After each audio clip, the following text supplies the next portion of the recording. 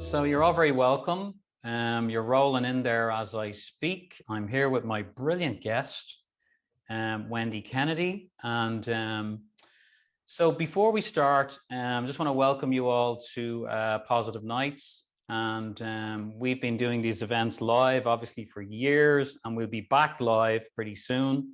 But we love doing these online events as well because we can talk to anybody, anywhere in the world, which is brilliant.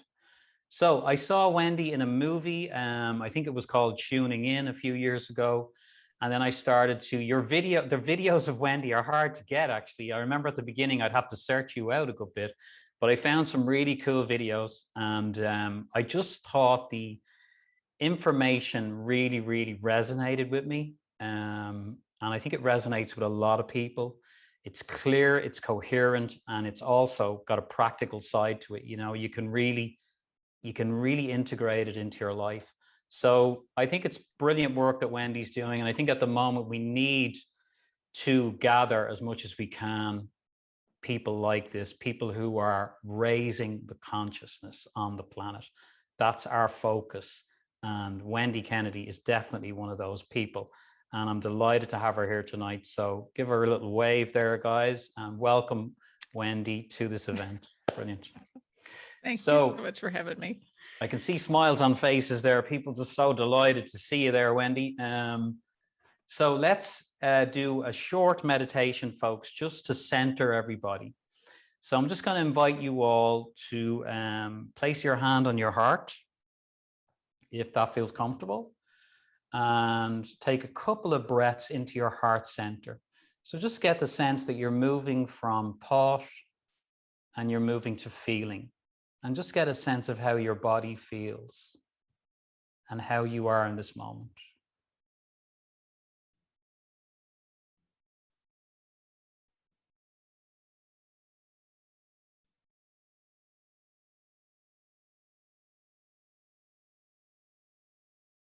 And really tune into your heart center.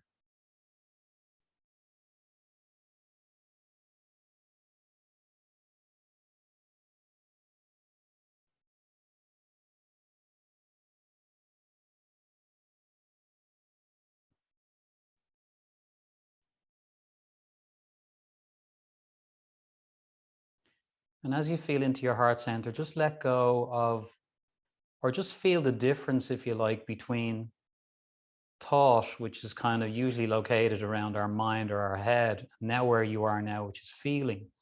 So just get the sense that there's no real need for judgment. You're just in a feeling space.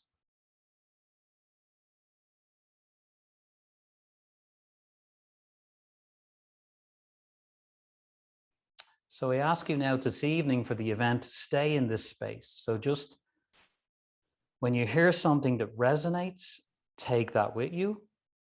And if you hear something that doesn't resonate, just let it fall away.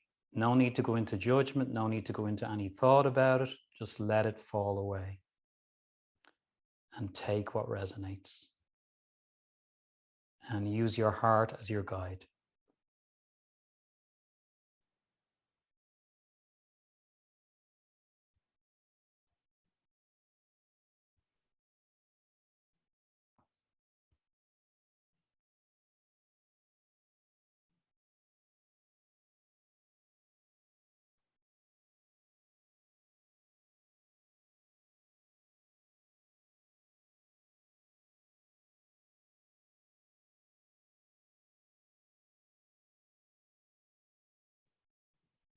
And now just take another couple of breaths before we come back into your heart center.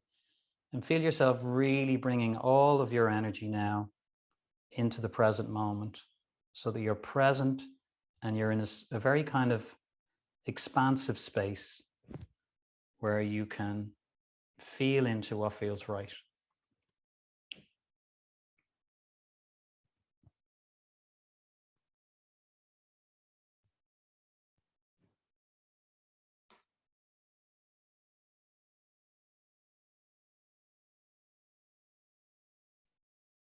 And as you open your eyes, have a big beaming smile on your face, a big smile in your heart center, and you're wide awake.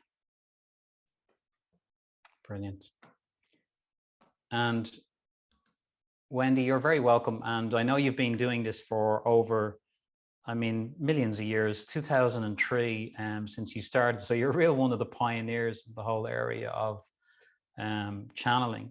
So it's great to have you as a guest. I really want to kind of get in at the deep end kind of straight away, and we'll go into your background a little bit just to give people a sense of how this all started. So maybe actually let's start there. Yeah. So can you give people, I'm sure you say this all the time, you have this, how it all happened, but it's good to set the stage, I think, for people who haven't seen you before. How did this all start for you, Wendy? Well, first, let me thank you for having me here and being able to connect with your lovely audience. So this started back in, actually, I think 1994 for me. I started having visions and I didn't know what they were. I was living in Chicago at the time and I was living in this old building. And so I thought maybe the visions that I was having, I thought maybe they were connected to the building somehow. And they weren't the most pleasant of images, but I wasn't really frightened by them. And I was more curious about them. And so I started doing some research on past lives and on, hauntings and buildings and that kind of thing. And I came across channeling. And at the time, I didn't know what it was. I didn't know anybody who did it, but I felt very drawn to do it myself. So I got a couple of books and, this was in the, early mid 90s, and there was really not much out there yet, except for maybe the Seth materials. I think Barbara Marciniak had published, I think maybe one of her books by then.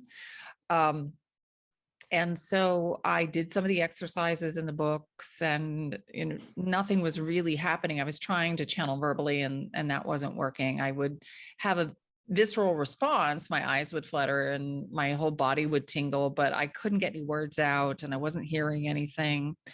And so on the interim, I did a lot of work on myself. I studied meditation and did self-development. And over the course of about a year, 9 months to a year, I kept coming back to practice. And finally, one day when I sat down, I realized that I needed to have a pen and paper. And I started doing automatic writing. And that was kind of my breakthrough moment. And so I did that for probably about another 9 months. And then the Pleiadian collective came through. And they're a group of about 2,500 beings of light. And they work primarily with me, with the public. So I actually have a lot of different guides that I work with, but they were waiting for me to channel verbally. And at that point, right before they came in, I was hearing what I was writing in advance, and it became cumbersome to actually write it because I was hearing it much faster. And, they said, put down the pen and just allow the words to flow. And once I did that, that's when the Pleiadian collective came in, and it's really pretty much gone from there. So I think this is year 26, something like that. It's crazy. Wow, 26 years. Amazing, amazing. So there's a number of sources that you work with, okay? There's a number of beings that you work with. I mean, are you most famous for the P's, or is that just the way I'm hearing it? Or, I mean, yeah, it's such a collection that you work with. So I'm just wondering, what do you feel you're most famous for? I think probably the Pleiadian collective, because they are what people are familiar with when I work with the public. Always in the background, there are lots of other beings. My own guides are there. You and I were talking about this before we went live. I actually work with beings from Arcturus and Sirius. Sometimes they're beings from Lyra, Cassiopeia. It really just depends on what information I'm seeking, what information I need, the frequencies that I need. And I also work with the language of light. So as soon as I started working more and more with that, probably about 6-7 years ago, more of them started showing up in a direct way to kind of lend their energy. If you've ever seen me do any kind of meditation, the Syrians are always the ones who take point on that. every single meditation that I've been given, that I share, they're the ones who are giving that. So I don't always tell people that, oh, now the Syrians are going to speak, they're going to talk for a while, and then the Pleiadians are going to come in. And kind of the interesting thing is that, when I channel, it's not that energy is coming straight into my body. My energy is going up, their energy is coming down. We kind of meet in the middle, and then I translate and allow that to come, my own energy, to come back through. And sometimes they braid energy. So there might be 3 or 4 guides braiding their energy up top and where we meet. So I'm getting all that data and all that information from all those different guides and then translating it. But I don't always tell you. You might notice sometimes that the energy shifts slightly because some other beings have shown up and kind of lended their frequency to the moment. But it's always a full house. And I'm just wondering, over the years, has your filter really refined itself so that you can, sometimes you go into that space, you might get a bit fearful, or you might, I think it was one of your channels where I heard the P's particularly say that everybody has an agenda, so that's kind of fascinating to me. So, even if somebody has a good agenda, it's still an agenda that they have, which is different to the agenda that you may have. So I just wondered, over the years, when you've been out there connecting with all these different energies, are you at a place now where if you encounter something tricky, or is it just, is your guidance system really strong now that you feel very safe who you're engaging with, and the information you're receiving is worthy to receive? Definitely is different than the beginning. The beginning was a big lesson in recognizing frequency. And I was lucky enough to work with 2 other people who also were channeling. So the 3 of us could work together. One person would ask the question, the other person would listen, and the odd man out got to just kind of listen inside. And it was an amazing way to kind of get confirmation on what you were hearing, because the other person would give the same information that you were hearing. And we also were kind of helping each other because the energy would shift and we might not necessarily recognize it immediately. And somebody would go, that feels different. Does anybody notice that the energy's gotten a little heavy? And so it was very, very helpful, but that would happen quite frequently at the beginning until we got really good at holding our resonance and letting go of some of that fear and doing our own inner work. And I think even today, you have to use your discernment. And that's the one thing that the guides taught me early on. It doesn't matter who's giving me information. I have to really see if that sits with me. Is that something that's in alignment with me? Is it advice that I want to take? Because it's really no different than getting advice from a friend. Sometimes the quality of the advice might be great, and at other times, not so much. So we really have to use our own discernment. And I think I'm much better at that today. And part of that is just life experience. As we get older, we are better at using discernment because we've been through situations where we had a sense that, oh, I really should have listened to my intuition in that moment, and I didn't. But that's only in hindsight that we can recognize that. So some of that just comes naturally as we get older, I think. Yeah, it's just that, that meditation I did at the beginning, I've been doing that for a long time in my groups and stuff. And I saw you do a very similar one where you said, because I said it used to say exactly that. And I learned it from an old Reiki teacher who used to say, if it resonates, take it. And if it doesn't, let it go. But it's this whole thing of having absolutely no resistance to what you do not want. Like, there's a tendency on Earth that when you see something you don't like, you kind of give out about it, right? And it's happening at the moment. We're all giving out about different things. But I love when I'm in a space where I'm in a really good space and I see something that I'm not interested in, and that's the energy I feel. I'm just not interested in it. There's no rest. There's nothing going on between me and that energy. And then I'm able to say, this is what I want to do, right? And I've heard you say, in the channelings, and I've heard it from a lot of teachers, but I think it's a really powerful message that you give absolutely zero attention to the thing you do not want, and you move to the thing you do want. Can you talk a bit about that, please?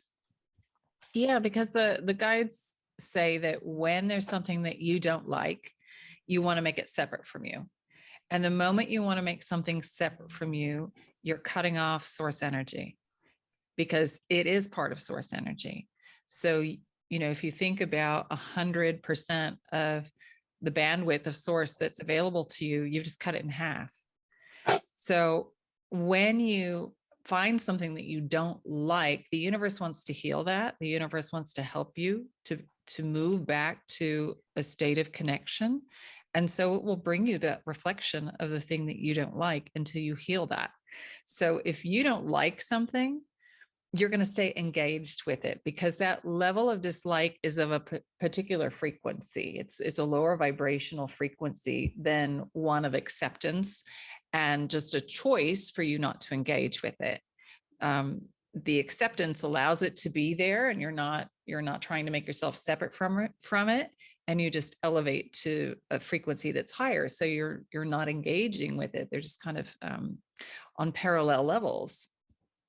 And that's what the guides say. If you there's something you don't like, then acknowledge it. It's a valid option, and then choose something that you do want instead.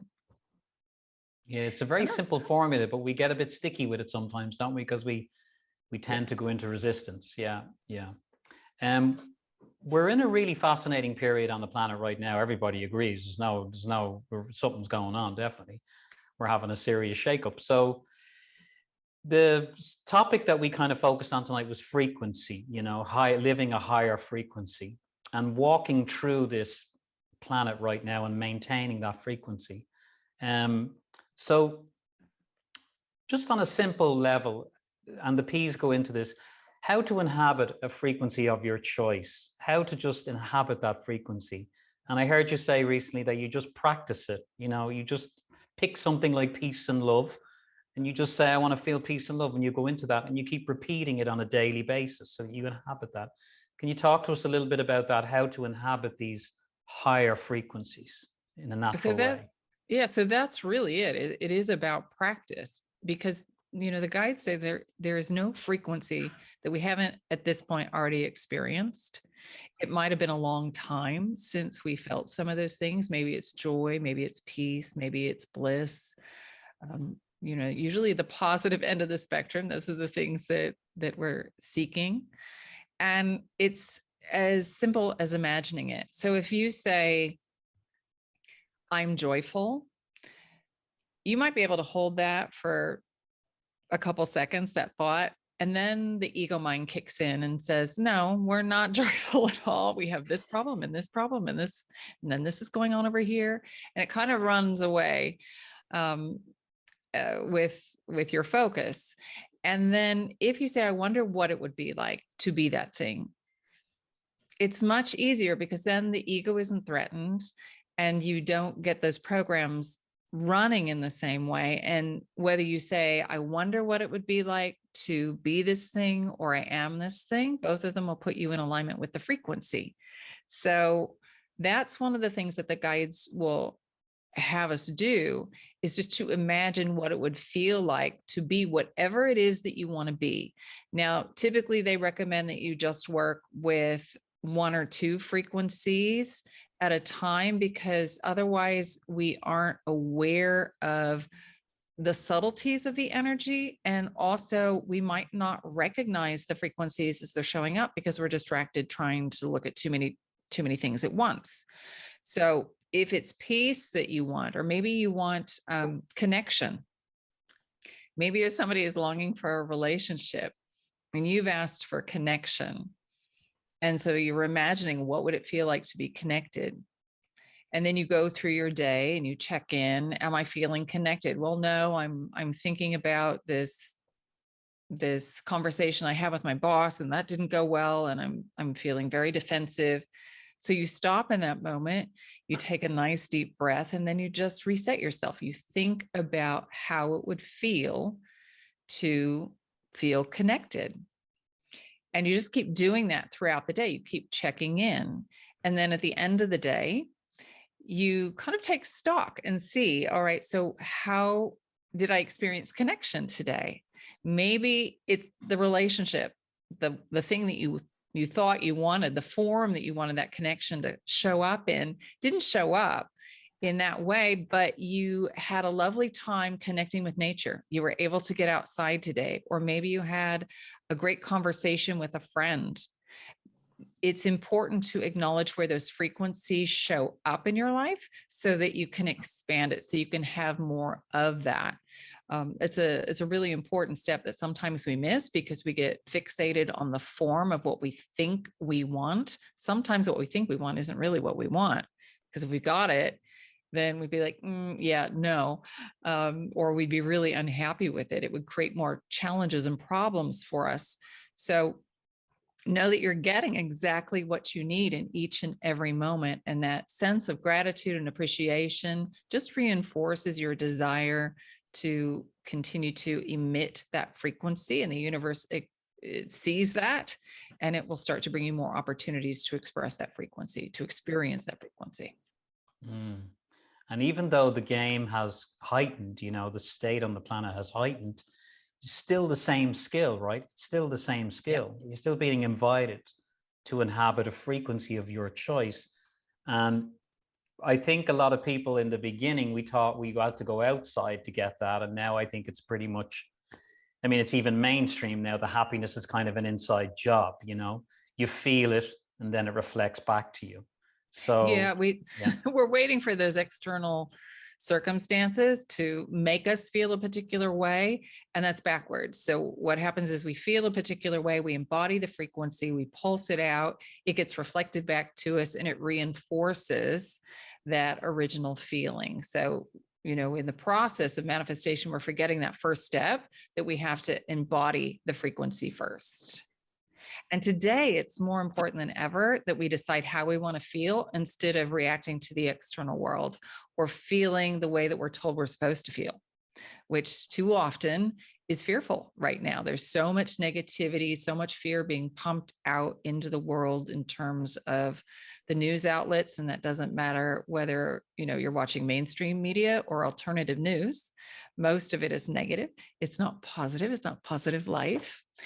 And so it's really important to keep coming back to the frequencies that you want to embody, that you want to see in the world, that you want to experience in your life.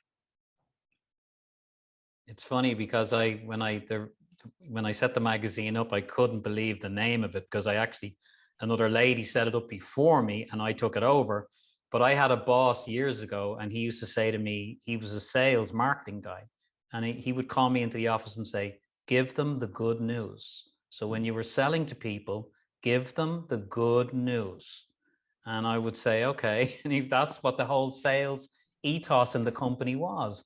And the magazine, when I started, I just decided, I'm just going to cram it full of good news. And it just uplifts you, even when I read it myself, I go, I feel differently, So imagine if our media was just flipped, or just even balanced, that give us some good stories, give us some tricky stories, but it's so slanted. The media actually is really, I think our media is going to change anyway. So we're on the way, we're going the right direction. What I wanted to ask you, Wendy, was you have access to our galactic star family. You must have a great sense of expansion in your own self, that that you have this extended family in the stars, okay? People talk about disclosure. This is going to come out.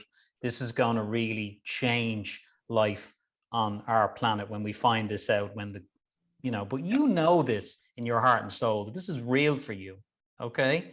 So what's it like to wake up every day and know that I have access to this incredible galactic family, if you like?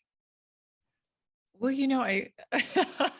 it's so normal. It's such a part of who I am. I don't really think about it. It's more navigating the human condition that's a little more challenging for me. At the beginning, it was very difficult for me because I did remember that I was part of this bigger community and I felt abandoned on this planet. I felt like, you just dropped me off on this rock and left me. It was very difficult. And I know that happens for a lot of people as they start to connect with their stellar family. They feel very sad and they can start to feel very, very depressed because you look out at the human condition, especially now, and it's not particularly uplifting. That sense of connection, that unconditional love is not always easily seen. I won't say that it's not there because it absolutely is there, but it's not the first thing that perhaps we'll notice because of social conditioning and just what we were talking about with the news and what we're exposed to on a daily basis. But I think there is a sense of maybe greater ease that I have, a sense of I guess relaxation and knowing that there is more than just the despair that I see right in front of me and that I can connect to that at any point. And I think that's true for everybody. It's not unique to me. It's just a matter of grounding and connecting to the earth and putting yourself in your heart center. The meditation that you just did at the beginning that allows all of us to connect to that heart-centered space. The guides describe it as having two different operating systems. We've got the operating system of the mind, which allows us to play in the illusion of separation, which is a pretty amazing thing because it's unlike any other game that we get to play in this universe. And then we have the operating system of the heart, which doesn't have any filters of lack, limitation, and separation. It just allows us to connect to source energy, to our guides, to our higher selves. And we can access that at any time. You just have to go back to the heart. And the guides say it's as easy really as thinking of something that makes you smile. That's the fastest way. You can also think about gratitude, compassion, appreciation. Those frequencies will allow you to access that center as well. It's brilliant. It's brilliant. But I just as well, I wanted to get, I've heard our relationship with Galactic, the Galactic Federation and these kind of terms. I've heard this kind of stuff before. And I'm just wondering, I've heard also the Pleiades described as us in the future and different kind of things. What's your sense of that? Like I think there's a lot of attention on this planet right now from other star systems. And what are we in relation to them, in that sense? When are the Pleiades us in the future? Someone described that before and it just kind of confused my mind. So can you explain that to me maybe? Well, first off, for those who don't know where the Pleiades is, it's in the constellation of Taurus and it's an open cluster. And the guides say it's about 750 stars that make up the cluster that they consider that system. And the guides that I work with specifically, they're ninth dimensional. They don't have physical form. They don't incarnate to a planet. They actually align with the blueprint, the mission, the purpose of the star Alcyon or Alcyone.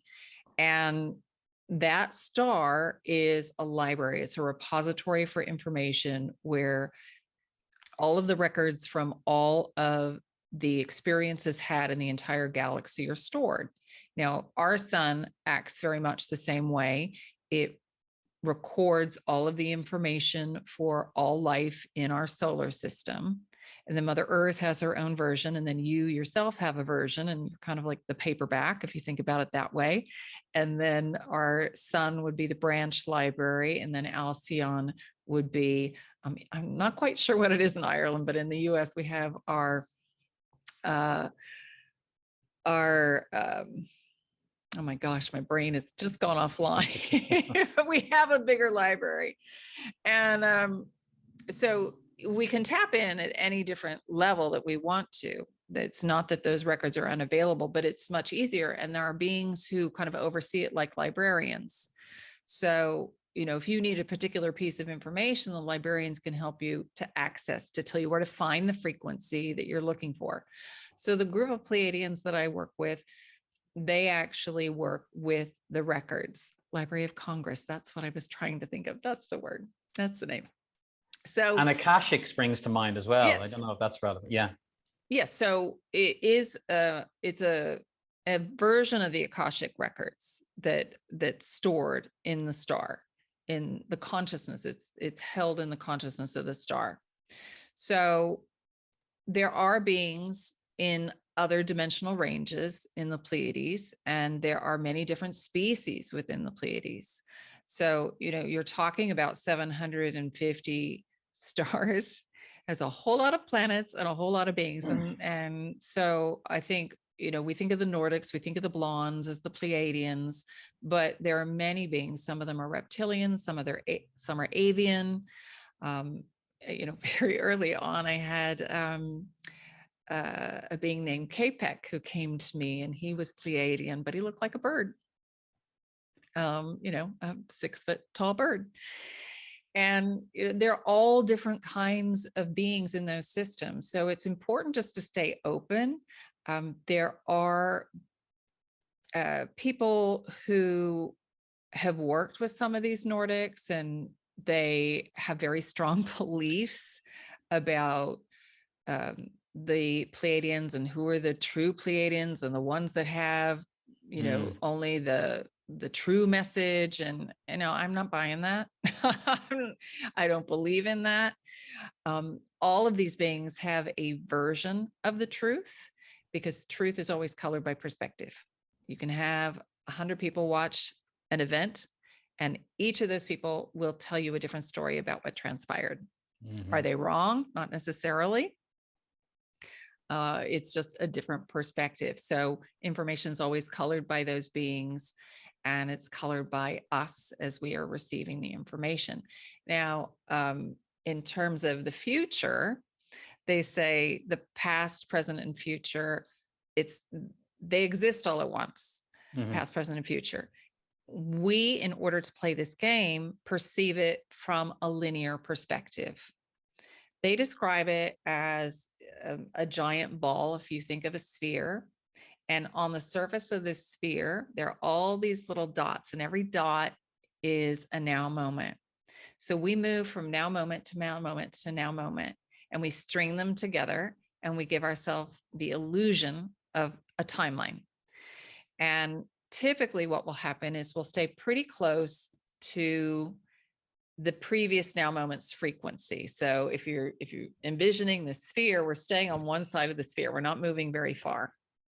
But we actually have the ability to shift to any now moment that we want to. So every now moment is built on an agreed upon set of circumstances, what's going on with the collective energy, and then what's happening at the personal level, the stories that we tell ourselves about our lives. Now, that's the base frequency that we build the now moment on, and we can actually go to the other side of the sphere. But on the other side of the sphere, the frequency is vastly different. But we can do this. Sometimes we do it, and how we perceive it here is generally as a miracle. That's when things instantaneously shift and change. And it seems very miraculous to us, but really it's just aligning with a different frequency. Now, time itself is just a marker for an event. They say it's like a Dewey Decimal System, so we know where to find it. So the past isn't really in the past, it's going on right now. But because of the programs and the filters that we have in place to operate in this third dimensional reality, we have partitioned that off so we can play under the construct of the game. If we knew what was coming, it would change our experience of the now moment. And that's part of the beauty of operating under these assumption of separation, of limitation, of playing in a finite game. The experience of the moment is vastly different. Think about a movie that you've seen, and you've seen a trailer and you have an idea of something that's coming, and maybe it's a scary movie. So when it actually shows up in the whole movie, you're not as frightened by it. You say, oh, I know what's coming. This is the part where somebody's going to jump out. So it changes your experience of it. If you had no idea, it would be vastly different. So there are beings that are in the future who are coming back here and kind of playing around with us. To many of these beings, it's just another now moment. They're just going to a specific frequency where an event has occurred. And typically these beings, they're coming and they're interacting because it impacts their current experience in some way. So Earth is a grand experiment. It was created from genetic material from thousands of species, thousands of worlds. And along with all of this genetic material is the emotional experience of those lifetimes, of those species. And that's very unusual. The guides say, you know, if you want to go and explore the frequency of emotion, where do you go? You go to Earth. Earth is the planet of emotion. And because we have all this genetic material, we're holographic in nature. So what happens to the microcosm happens to the macrocosm. What happens within us with our DNA also shows up, it's reflected in the DNA of those who have genetically donated the material. So those species from, say, Sirius, who donated their genetic material, it shows up holographically in their energetic field, which means it's much, much easier for them to tap into a frequency, to heal, to learn. And it doesn't matter whether it happened 500 years ago in the past, 5,000, 500 million, or whether it's in the future. It happens concurrently, this transmission of data. With Earth and the grand experiment, what our gift is, what our skill that we're developing is, we're learning how to embody compassion. When we embody compassion as humans, because we're coming from this grand experiment and there's such a huge range of emotion, what happens is our experience of compassion is incredibly intense. The guides say they experience compassion, but it's nothing compared to humans when humans actually step into the frequency of it, because we've been here. It's been hard. We have a deep level of awareness of what it feels like to struggle, to be in pain, to suffer. So when we actually hold compassion, it is an intense expression of the frequency that has a ripple effect through the entire universe. And they say that it actually, as we go through this ascension process and we learn to embody compassion, it changes the universal game. That's why so many beings are here. That's why so many beings are showing up to be of support to us, sometimes from the future, sometimes from the past. They're here to be of service, to help us. And also, as we learn how to do this, and we learn how to work through some of the very issues that those civilizations may be struggling with, we send off the information of how to move into that space of compassion, how to let go judgment. And they will also go through their own elevation in their own ascension process, more or less, that go through their own evolutionary period, even if that civilization isn't going through an ascension, which, you know, simply meaning they're moving from one dimension to another, they're still going to go through an evolutionary process. This is the ripple effect that holding the frequency of compassion has. It's my very long answer to your question. Such a brilliant answer, though. I really enjoyed that. Wow. And have you said this before about compassion? Yes. Yeah. Yeah. Okay. But it's beautiful. Maybe not quite in that way, but yeah. But that seemed like a real key there, you know, that was like a direct key to, you know, that's the frequency really we should be practicing. You know, we were talking about other ones there, but that's a beautiful one to practice. Well, yeah, you know, as we let go of judgment, that's really what we embody is compassion. As we stop judging something else, we have compassion as well. And that's, you know, they always say integration is what they focus on. Integration is releasing judgment. When you do that, you're not polarized to one extreme or another, and you embody the frequency of compassion. And before I'm going to ask another question now, before I do, just to let people know, please type in your questions, because the plan is, as soon as I finish the chat here with Wendy, we'll go into the second half and we have a Q&A with you guys. But what's beautiful is Wendy's going to go straight in and just channel. So she answers your questions directly from the channel in the second half, which is brilliant. So let's see whoever comes in. And I know the quality of the information is always amazing. So that's the second half. So type away there, folks, in the chat box. And I'm keeping you on mute because that's the easiest and quickest way. I'll ask the questions and we'll get through as many as we can. There we go. Our first question in already. Okay, so I'm going to stay with a few more. The thing you spoke about there, the kind of ripple effect of all the consciousnesses upgrading in a certain way, it's kind of amazing, you know. But right now, things look a bit strange on the planet, right? But is the whole game rigged for us to evolve? So, you know, some days I get this really excited feeling and I think this is brilliant what's happening, you know, and I get really excited about it. And I think it feels like almost a setup, you know. So it's a really good setup, you know, when you look at it that way. And is that really what's happening, do you feel? This whole thing is just kind of almost being staged for us to evolve to the next level. Yes, I think, you know, the worry for most of us on the planet is that it's going to devolve. It's going to end up in some sort of dystopia. And the guides say we've gone too far. It's not going to go to that extent, nor would some of these beings allow it to go to that extent, because there is a point at which they would step in, because with this game, it is so important to the entire universe that they wouldn't allow it to, one, be interfered with too many beings. So we've kind of been left alone. Well, I won't say alone, because there certainly are beings who are participating and engaging with us, but unless you have a direct genetic link or there is a soul connection, it's pretty much hands off. There are only so many beings who are allowed to interact with us, and then to what extent they're allowed is also monitored. And the guides say that, you know, there's certain things that it's just not going to happen in terms of, say, nuclear war.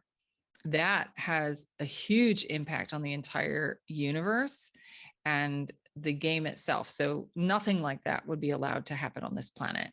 If somebody launched a nuclear missile, it would not function properly. They won't allow that kind of thing to happen, but they will allow us to go through this growth process. And how are we going to learn if we don't put ourselves in the kinds of situations that are going to get our attention and force us to change? Most of us don't change unless we're uncomfortable. And so, you know, sometimes it takes us, you know, being in a position that is super uncomfortable in order for us to make that change. And I think that's what we're seeing right now. I think we're seeing things get so far along that it's forcing people to stand in their power again. And we've abdicated our power. We've allowed other people to tell us what to think, how to feel. We've lost our ability to use our own personal discernment, to use our voice, to really feel empowered in creating our reality. That's not something that we're taught in school. And I guarantee you, those who are controlling and manipulating reality for the mass consciousness, they understand that. They understand how to create reality, and they're using that. And so it's for us to kind of take back our power. And we can't really, it can't be taken from us. We have to give it. So we're not really victims. We decide, I want to play a victim. So in order to play a victim, I have to have a perpetrator. So will you play my perpetrator? Here's my power. Here's the illusion of me giving you my power. It's not something that we really can fully give up. We've just simply, for the purposes of playing the role, have lended our energy to someone or something, but it really cannot be cut off and fully given. So the game is kind of rigged. Yeah, it's nice. Yeah. That's very comforting for people to know. Right now, who is controlling the agenda on the planet? You know, the one we're all seeing. Who's controlling that, do you feel? The guides do say that there's a lot of off-world participation. There are some beings who have been in control in many different parts of the galaxy, and Earth is just one more planet where they've been trying to exert control. And that, you know, that's just, they're operating under their own idea that it's a finite universe. And in a finite universe, you want to have as many resources as you can possibly have. They don't remember that they are a divine being of light having a physical experience, even though it's a different species. They're not fully humanoid. And then there are beings on this planet who are aware of some of these ETs, who have been given technology and information from these ETs. And then there's just people on the planet who are kind of underneath that, who just want personal power because they're operating under that illusion of separation, that they think there's a finite amount. So I got to get mine, and I get mine by suppressing everybody else. So it's complicated, but there definitely is ET energy that's present. I think right now it's very easy to see kind of what's happening on a global scale with the world governments, that there are some people who are kind of plucking some strings. And I think most of humanity can kind of see this now, or they're starting to wake up to see it. But even beyond that, there is another interdimensional level that's going on. Yeah, I absolutely agree on that. And the one thing that kind of strikes me sometimes is I understand that when I exert, like, so, you know, I would imagine that the beings who are up to whatever they're up to would be quite advanced. But I understand that if I exert control in my life, it doesn't work. It smacks back at me because I understand how the law of attraction works, you know. Don't they understand that one? Well, they do, but you have to think about how it impacts you. For most of us, we don't like how it feels. Well, they're cut off from their emotions, so they just put more energy into what it is that they want, and they aren't so concerned about the ramifications or any of that energetic blowback.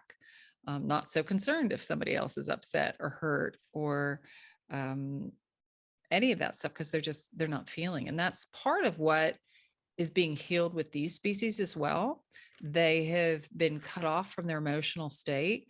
So, you know, everything has its polar opposite, good, bad, right, wrong. And some of these beings are playing that role where they're cut off from their emotions. And then here you have humans who are highly emotional, highly charged. So it's that polar opposite where, you know, most of us, especially those of us who are in the healing arts, who are drawn to this information, we tend to be more sensitive. And it's very difficult to feel any of that. If anybody is experiencing any distress, it's very, very difficult, but they're just cut off from all of that. Sure, that's really well explained. And I just want to, before we go over to questions now from people, is just to talk as well about the light and the dark, the duality on the planet that we work within.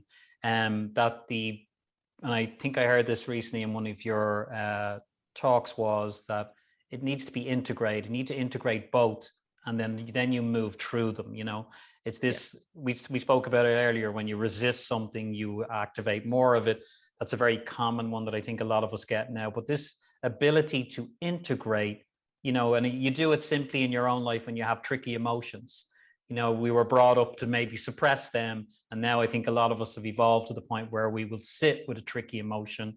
We will allow it to be, and then we watch it shift or integrate. Like it's the same with these tricky energies on the planet right now, that we need to recognize them and kind of integrate them. You talk a little bit about that integration process and how it brings us to a higher place. So integration is just letting go of your judgment, knowing again that it was an experience. You explored the frequency. Doesn't mean you have to live and stay in that space. We are conditioned to think that suffering is just going to keep going on and on and on. And so we want to stuff it down. We want to push it down. We don't want to experience it. But we actually do have to feel it in order to let it go, to move through it, to move beyond it.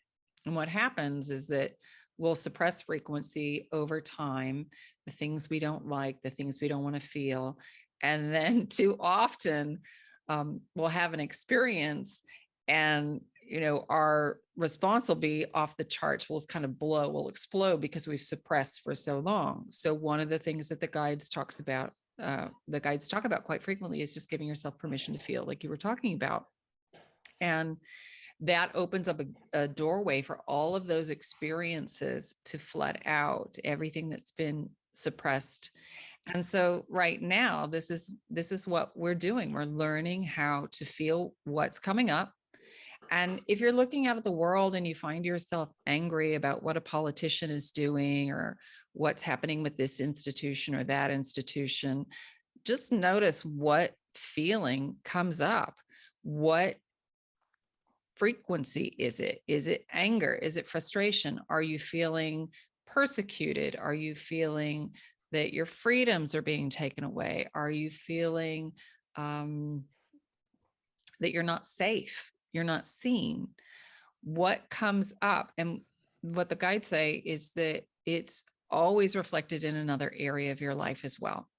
So while you might not feel you have a lot of power to do something in terms of the government or something on a larger world stage, you do have the ability to shift that within your own life.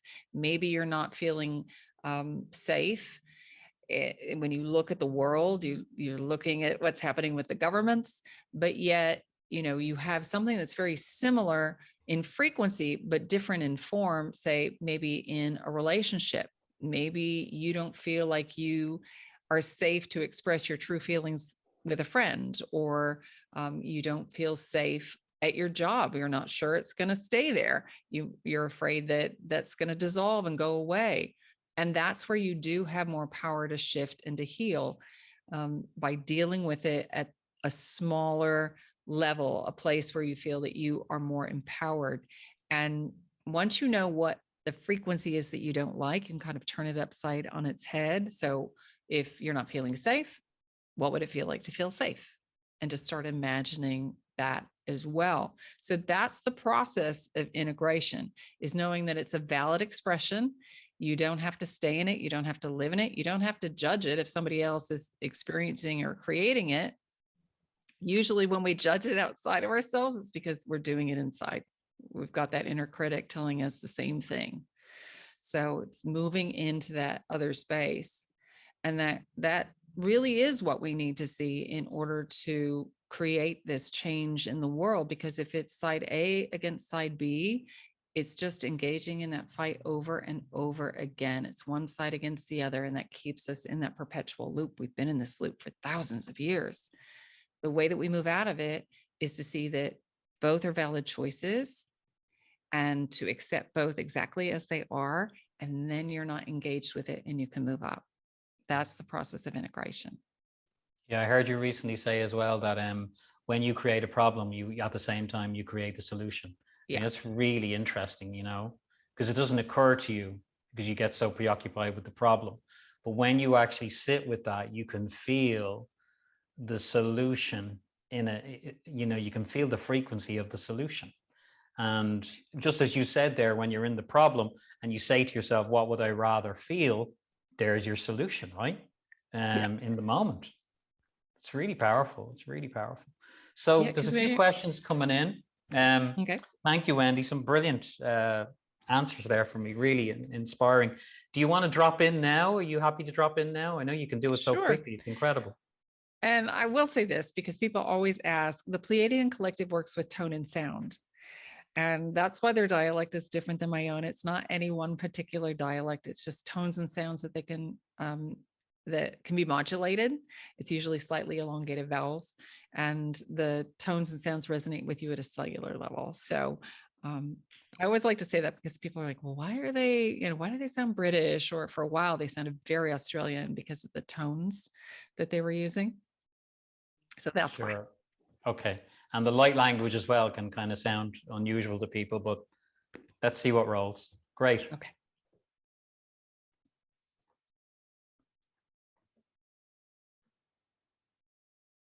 Yes, hello, dears. This is the Ninth Dimensional Pleiadian Collective, and it is a pleasure and an honor to have the opportunity to connect with you all. So first, let us just say that it is a very full house. There are many beings who are here, and every question that each and every one of you has is heard by your own guides, by guides that are just passing by. As you're walking down the street, there are guides with with people who are walking on the other side of the sidewalk. They hear you ask your question and they want to be of service. So many times, other people's guides will also show up to be of service to you, just as you're passing through their energetic field as they hear the call. So know that there is a tremendous amount of support for you on the other side. We always answer you. It's just a matter of whether you are grounded, heart-centered, and whether you've got the volume turned up to hear us. When you are in fear, when you are in worry, when you are in doubt, blame, anger, frustration, you cannot hear us. You have to move into that operating system of the heart. Think of something that makes you smile. And then you start to receive information. You start to get wisdom, ideas, hits, inspirations. What will happen is in that moment, it's very clear. And then you'll go back to the mind. You'll go back to the operating system of lack, limitation, and separation. And you'll start pulling apart the information that you got, saying, is this real? Is this just my imagination? But as you practice, as you explore it, you will notice that it feels different than your imagination. Your imagination feels rather flat in comparison. The frequency is different. So we say, go with it. And, ask for confirmation, ask your guides to help put confirmation in your field until you get it or you no longer want it. All right. And what will happen is you will get your confirmation. It will reinforce your belief in the frequency of what it is that you're getting and make it easier over time as you go. All right. So that's 2 cents there. We just wanted to throw that out there. So how may we best be of service to you today? Okay. So I have a question here for you guys. Kevin is asking, what is compassion? Well, compassion really is an heart-centered focus for what is in front of you, whether that is other people, whether that is life for experience. It is a mirror of that heart-centered energy that is being reflected back to you. You are holding that space of passion, appreciation, gratitude.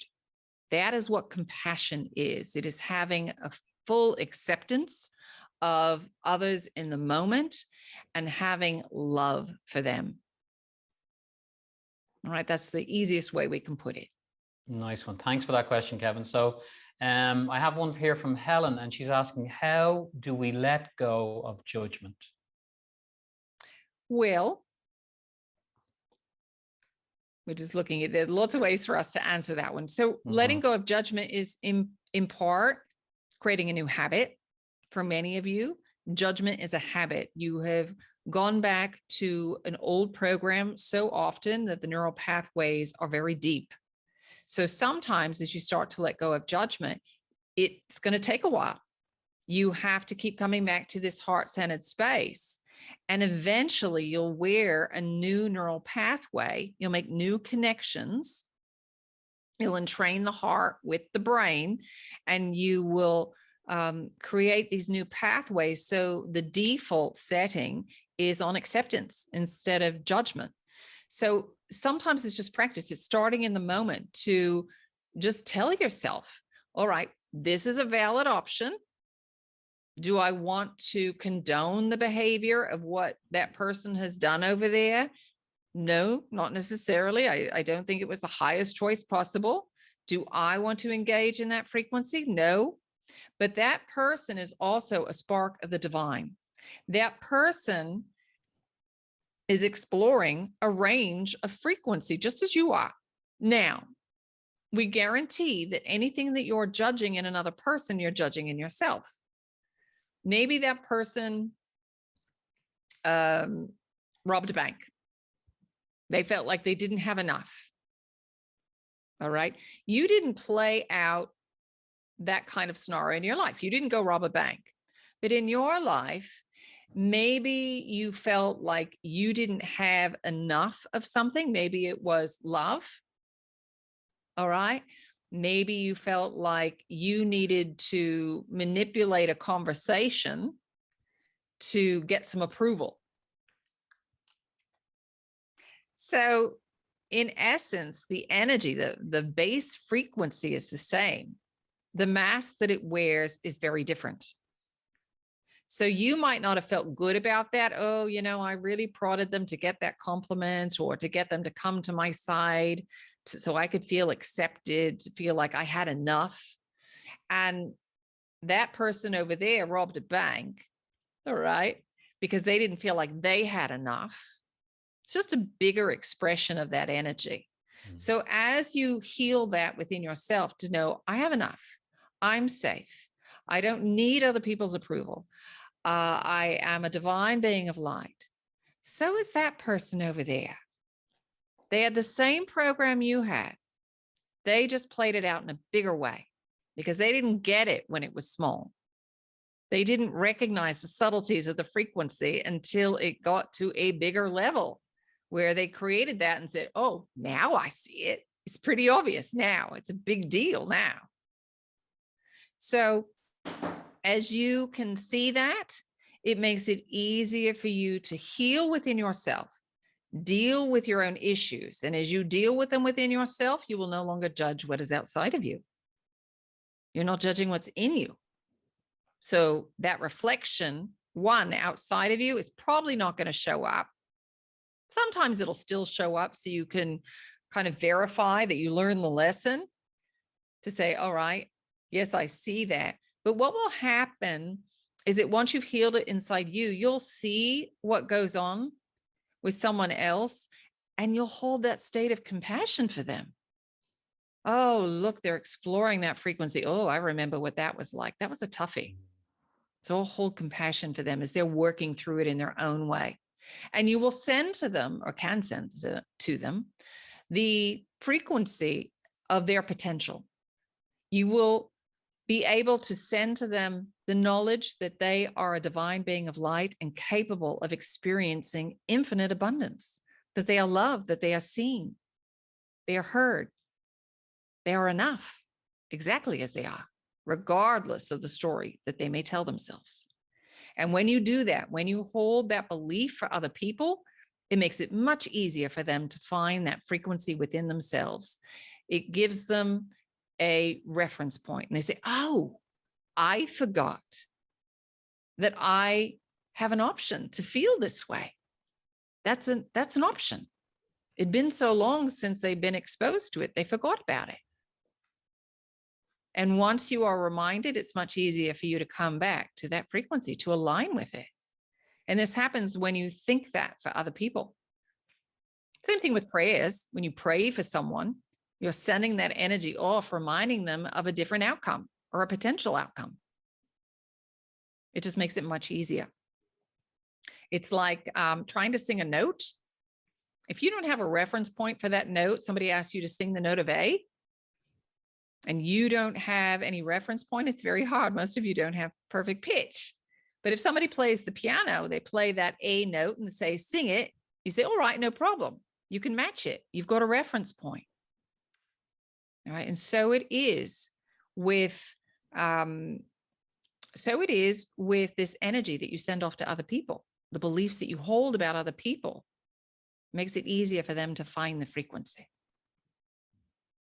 Very good. Thank you for that answer. That was great. Thank you, Helen, for that question. So I have a question from Shauna, and she's asking, is there a shift in collective awareness around using intuition? Yes, we would say so. It is far more accepted now than, say, even 5 years ago. And you're moving through a sector of space which is rich in photonic energy. It's rich in light particles. And along with that light is high frequency energy. It reminds you of your divine state. So as you're moving through the sector of space, it reminds you of who you are and, connecting again with that heart center. There are more of you on the planet who are interested in things like meditation, yoga, Tai Chi, different things that help you to connect with your divine state. It reminds you of who you are. So most definitely we're seeing a shift in those of you wanting to do that. Now, there is kind of the more mainstream presentation of the energy, which is missing some of the finer points. And so people will feel a bit frustrated as they start to work with their intuition or even the process of manifestation. And they'll say, well, this stuff doesn't work because what I'm asking for isn't showing up. Well, sometimes it's not showing up because it's not the appropriate time. You're not in the appropriate frequency range to be prepared to receive it in its totality. Sometimes there are lessons that you need to master first. To give you an example, maybe you want to be on a big stage or you want to have a high-powered job, but you haven't mastered boundaries. And you try to go to that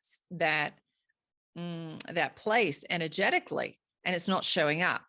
It's because you have to go back and work with boundaries. What probably will show up for you are opportunities for you to set up some boundaries. Maybe people continually ask you for things and you're energetically depleted. You haven't learned to create that boundary yet. If you got that high-powered job or that position that gave you a lot of exposure without boundaries, you'd be a heap on the floor. You would feel overwhelmed by the energy that would come at you from the pressure of that job or the pressure of having so many eyes on you and people energetically wanting to grab a little piece of you, because that does happen energetically. You will try to siphon energy from other people, not necessarily in a malicious way. Sometimes it's I want to access that frequency and you haven't recognized how to go in and get it for yourself. So you try to get it outside of you. You try to work backwards. So unless you learn to have a good, healthy boundary, and boundaries really are nothing more than maintenance of frequency, it's going to be a problem. So the universe says, no, your well-being is more important than your desire to have that job. So you have to work on your well-being first, and then you can have the job. All right. So some of those finer points in the process of manifestation have been missing in the mainstream, or it's simply done at a very shallow level. And that's okay. It's a start. It's a start in waking people up to understand that, but there is a deeper level to it. And the more you work with it, the more you go inside to access it, the more you begin to recognize that, the more information your intuition shares with you. And you'll get enough confirmation over time that what will happen is you'll start to trust your intuition more and more and more. All right. Thank you, Shauna. Thank you. New Earth Elixirs is asking if there was any item of news that you would like to interject into the mainstream media on this planet, what would it be? Oh, there are many things we'd like to interject. First and foremost is reminding you that you're a divine being of light, that this is just a role that you have donned. It's not who you really are. The stories that you tell yourself of who you think you are just stories. Your memory, your accounts of what transpired are, we would say, less than 40% of the time accurate. And even that, there are details that you have forgotten and certain details that you just hang on to because those are issues, things you want to work through, things that sometimes you tried to play out in another lifetime. It didn't go well. And so you set up this game for yourself to incarnate and try again under a different set of circumstances to work on a lesson. Or they may be programs that the genetic line has. That's why you chose your genetic line, because your family members from several generations back struggled with this issue. So, all right, let's pick this family because it's installed. It's the software that's installed on the hard drive there. And so you go from there. Sometimes it's programs and beliefs that you buy early on, even in utero, that you pick up and believe about the world. And it's not really true.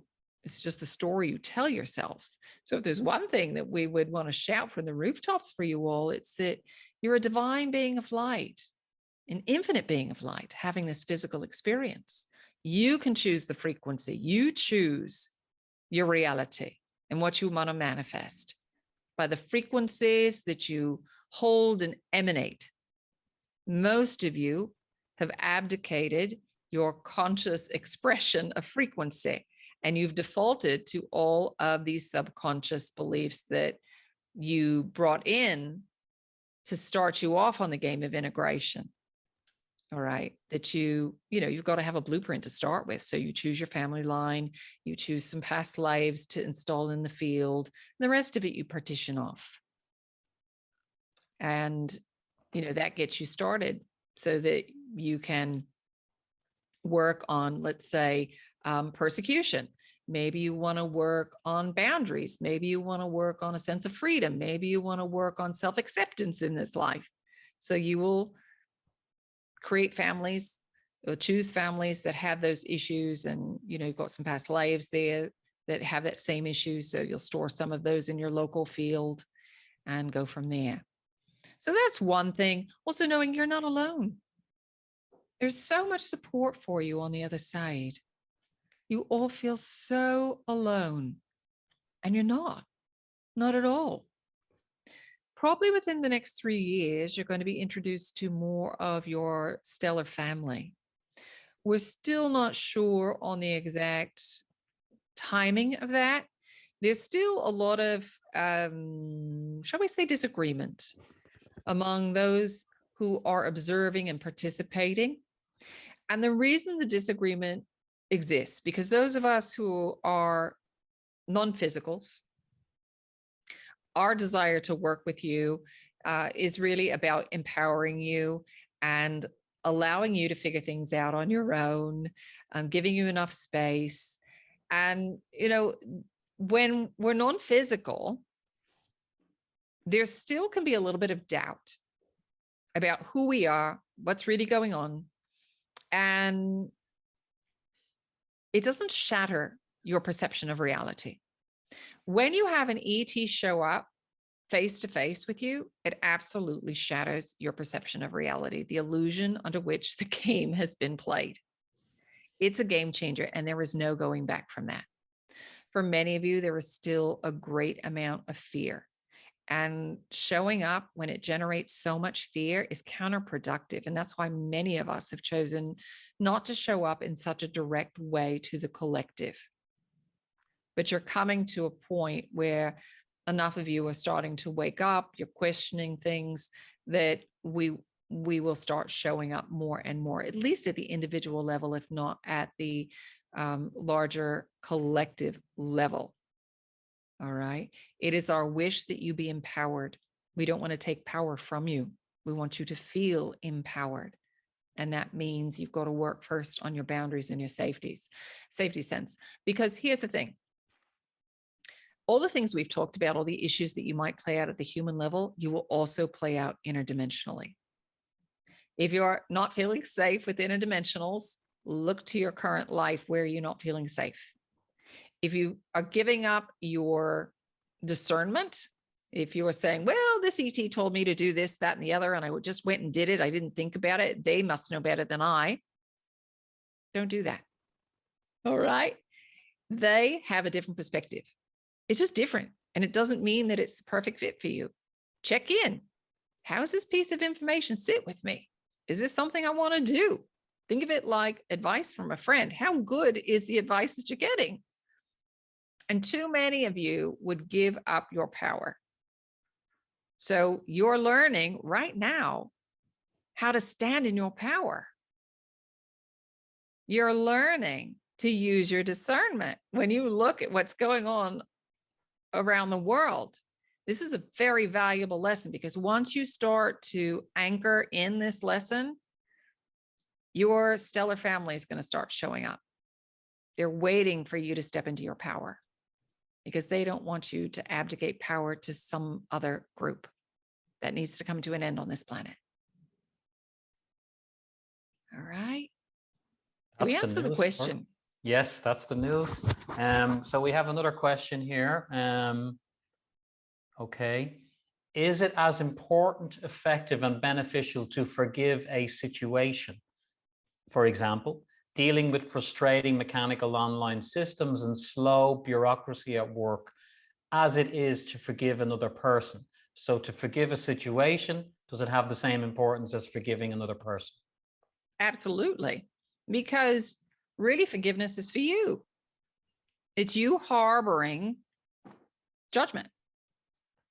And judgment is very hard on the body. Judgment will create, it will activate your sympathetic nervous system because it puts you in your fear programs, in fight or flight. And so when you are operating from that sympathetic nervous system, you're creating chemicals in the body, stress hormones. You're not digesting in the same way. Your adrenals are working overtime. There's a lot that happens to the body when you're in stress, and anger is a form of stress. So whether you're angry at the computer or you're angry at a person, you have to let it go. You have to just accept the moment as it was.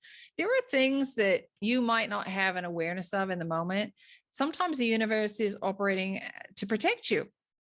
So let's say you get stuck at a red light because the guy in front of you didn't go. He was asleep at the wheel. Not literally, but he was playing with his phone, say. And you didn't make the light. And so you're getting all frustrated, tapping your foot there, screaming obscenities at him. And what you don't realize is that by staying an extra minute, you've just avoided an accident that you could have been involved in. So sometimes the universe is simply organizing things in a different way because you are not a vibrational match for the experience that is about to happen in that particular time space area. All right. You are being rerouted. Sometimes to avoid frequency, sometimes to move you into a match that you are looking for. Maybe you've asked to be connected with a new romantic partner. And by taking that detour, you arrive 2 minutes late and you bump into somebody new. You're able to make that connection because you're 2 minutes late. It's a frequency match. But you, as the human being, get upset because you think it didn't flow in the moment. Every experience you have is divinely perfect. Absolutely everyone, even the ones that seem like a hot mess. And how you respond to it will tell you how you are expressing or suppressing divine light in any given moment. Every moment teaches you. Your response to every moment teaches you. If you're getting upset about something, then you are cutting off part of source energy and there is something to be healed. You are not aligning with your divine nature. You are aligning with the illusion of separation, a fear program. So it is important that you let go of anger and that you forgive. All right. When you embody forgiveness, compassion, you actually start operating out of the parasympathetic nervous system. You start creating different chemicals within the body. You start creating coherence between the heart and the brain. They start communicating in a different way. They're sending signals holographically, as well as through your nervous system. All right, you're sending signals. And what that allows you to do is to embody a greater sense of your divine nature. Your body goes into health and repair. All right. You're digesting properly. You're absorbing nutrients properly. Your body is healing itself. And when you're in stress, none of that's happening. None of that's happening. So it is vitally important, as we said, forgiveness is for you. Sometimes people could care less whether you're upset with them or you're forgiving them or not. It is for you. All right. So we hope that helps. Okay, I have myself on mute. Sorry there, please. Here we go. I have a question actually from the chap here with me tonight. Brendan is asking about frequency on notes, 432 hertz, that kind of stuff. Does listening to music at that level affect our frequency? And absolutely. Is it important? Yes. Okay. Yes, absolutely. Because some of these frequencies that you've all rediscovered, they put you back in balance with nature. You'll find that there are certain scales, certain harmonic overtones that you are drawn to. And you will notice that immediately when you hear some of these tones, when you hear the music, your body goes into a state of relaxation because it reminds you of your true divine nature. It is the natural rhythm of the universe. You are being bombarded right now with a lot of music, a lot of frequencies that are disharmonious, that are very disruptive and out of balance with your energetic biological field. All right. So sound is one of the most potent healing modalities you've got on the planet right now. And as you explore more with that, you'll find that you can have even more powerful healings within the body when you start working with overtones and harmonics. It works in multiple levels, not just at the physical body, but within your energetic field. Your energetic field forms the physical body. It creates and generates the physical body. You can change your DNA by changing your energetic field. All right. Some of your DNA is somewhat dormant because it's not being vibrated. You're not running frequencies that express that way physically.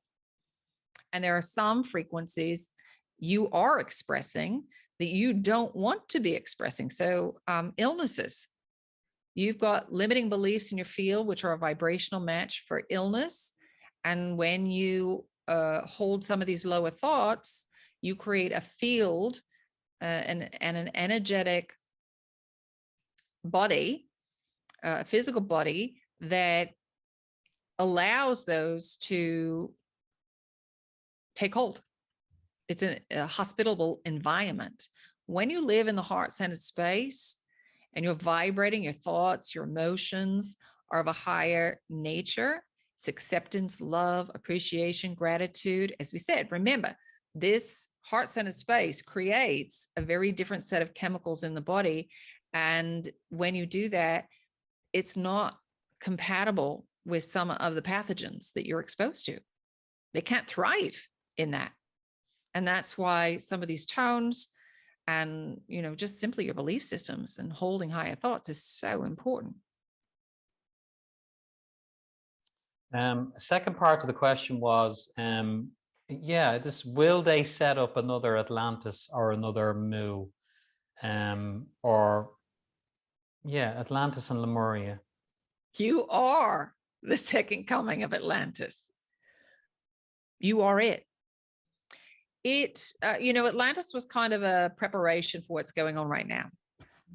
Atlantis was the last civilization that had awareness of what was going, that it was connected to source energy, that it was connected to the galaxy. In Atlantis, they had off-world technology. They were working with some of the very beings who are controlling and manipulating events right now. Some of the Anunnaki were on Mars at the time. And there were Atlanteans who were communicating with them, and they got some bad advice. They followed the advice, and it did not end well for the Atlanteans. These beings were waiting until Atlantis fell to really come back and play in this domain again. Some of these beings were here about 400,000 years ago, and they were waiting. They were waiting to come back. So, Atlantis had some of the deck stacked against it, meaning Atlantis was an opportunity to integrate polarity. Many of the issues that you're working on were worked on in Atlantis, but at that time frame, you weren't moving through a sector of space that was rich with photonic energy. So you didn't have that extra lift, that extra access to high frequency energy that you've got now. And that is a game changer. So it prepared you, those of you who were there in Atlantis, even those of you who were there in Mu,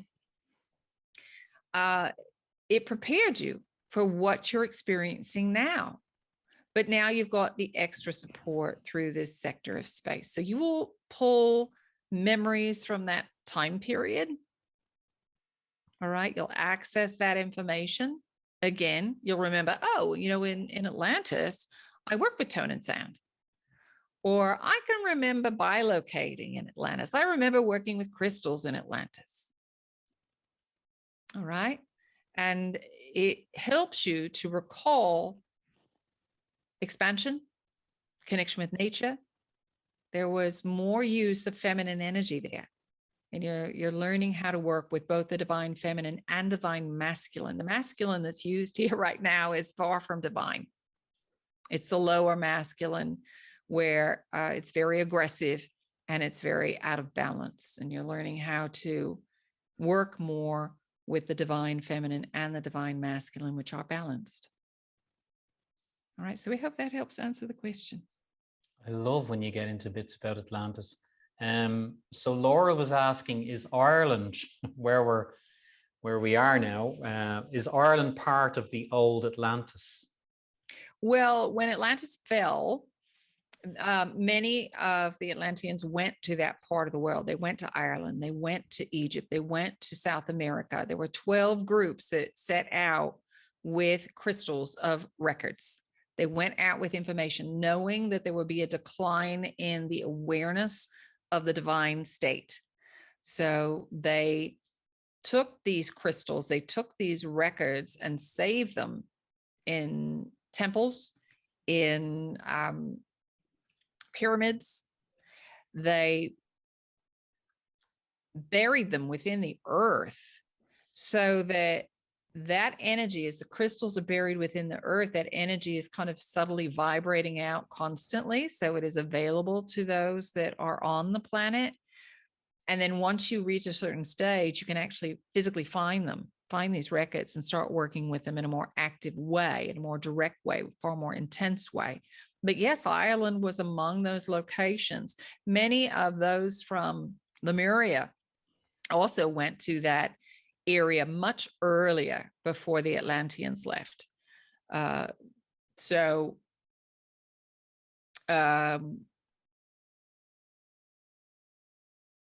You've got a lot going on there. You've got a very, very rich history with a lot of high vibrational expression going on there. And it's still held in your genetic memory, and it's also held somewhat in your folklore. All right. Beautiful. We hope that helps answer your question. We're nearly there now, Pease. So I just want to have a last one for you here.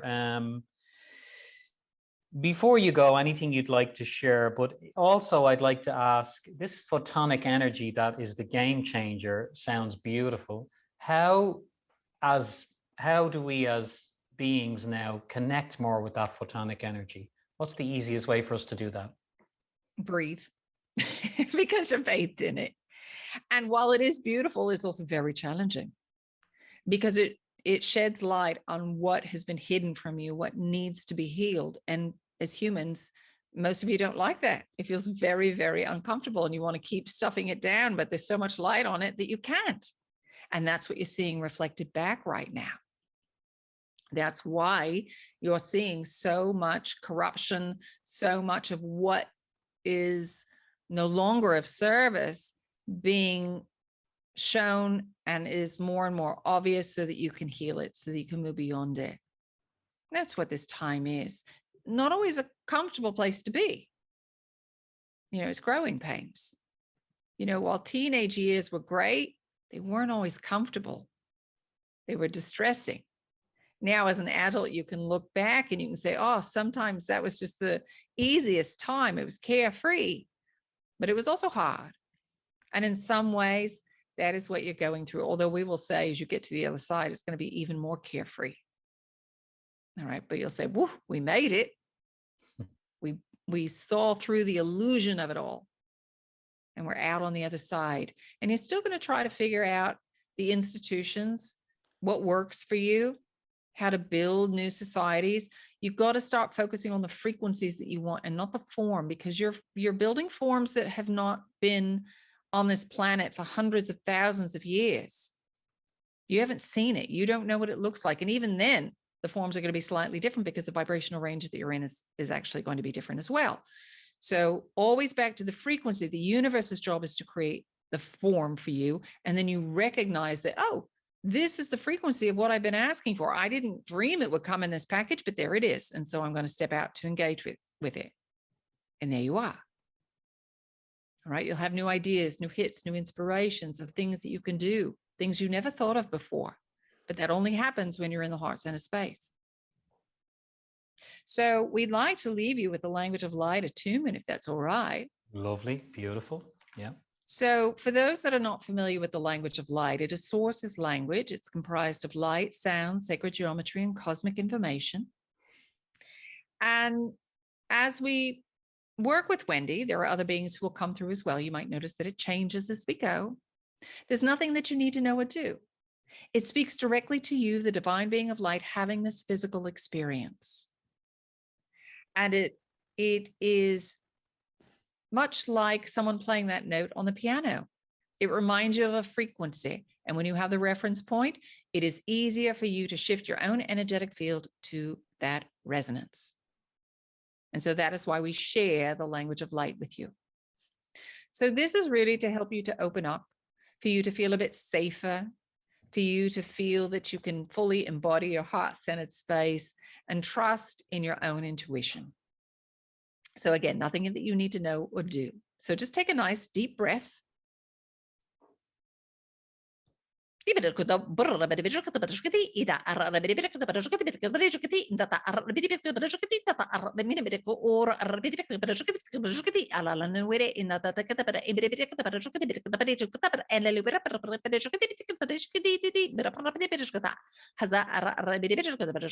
Handa ara ara e hara emene esa kota emere izuka da barabidishka da barashka da barabidishka da barabidishka da haza era ribide barabidishka da bar under the barabidishka da barabidishka.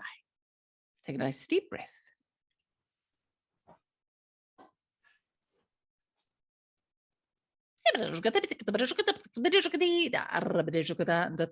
Afana aleli were shakatai ira amoija shakata asamana esa ndukutore imene barara barajukata barajukati tatakata hathara e sasakotoe imbojukata hatha azajota takata arabijukata bata tarawai.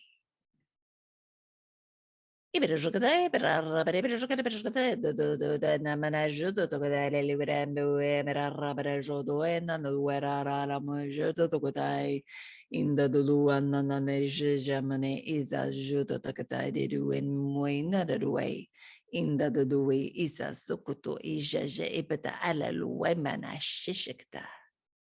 Take another nice deep breath.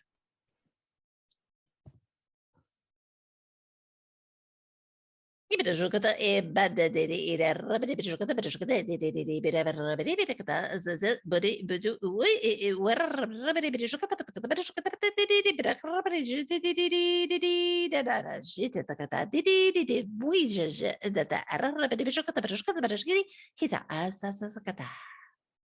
All right, take one more nice breath. So if you want to continue working with this, you can. As you work repeatedly with the language of light and with the attunements or activations, they remind you of frequencies. And the more you're reminded, the easier it is to find it. So if you can listen to this again, listen to the recording, that's great. You can access the frequency that way, but also the information is now stored within your energetic field. So as you imagine connecting with this moment again, so it is. So you can access these frequencies. So you need not hear it in the same way that you just heard it a moment ago. You imagine reconnecting with it. The process is the same. The end result is the same. So know that we are around. You've got a lot of support on this side. You can call on any of us. You don't need Wendy. Just ground, heart center yourself, ask your question and listen. And until we hear from you, we are around, we are watching, we are waiting, and we are sending many, many well wishes.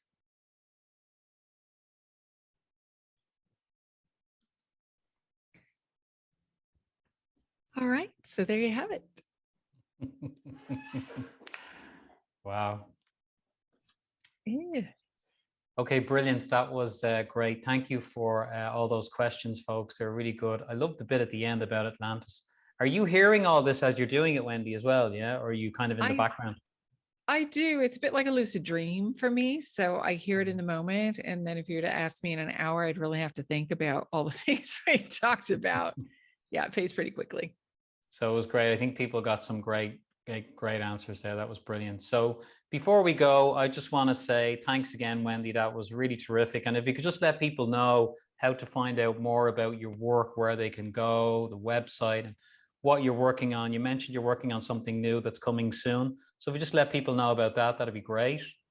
Yes. So first, again, thank you so much for having me. It's such a pleasure. And there were some amazing questions. So I always learn so much. So thank you so much. So if you are interested in learning more, you can visit our website at higherfrequencies.net. That's frequencies plural. And right now, every month, we have a group session where we do something very similar to this. And we also have our monthly membership, which is more of the language of light and our galactic light codes. And hopefully, I'm not exactly sure when it's going to roll out, but we'll have a channeling course coming up soon. So if you're interested in that, you can find more on our website when that becomes available. Brilliant, brilliant. So Wendy, if I could ask you just to hang on for a second, I'm going to, as people leave, I'm just going to hang on and say a quick goodbye to you myself.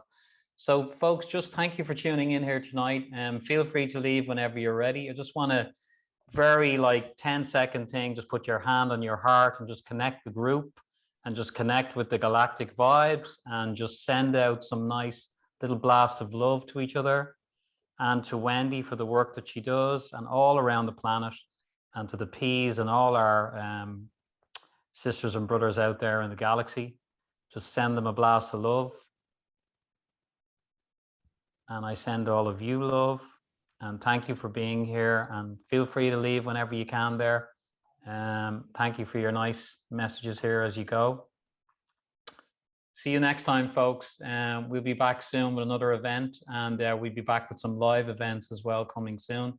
Couple of movies we're going to show in Dublin, and Gabor Mate's movie, and Thrive 2, which is a really interesting movie as well. So goodbye, everybody. Thank you for tuning in. See you next time.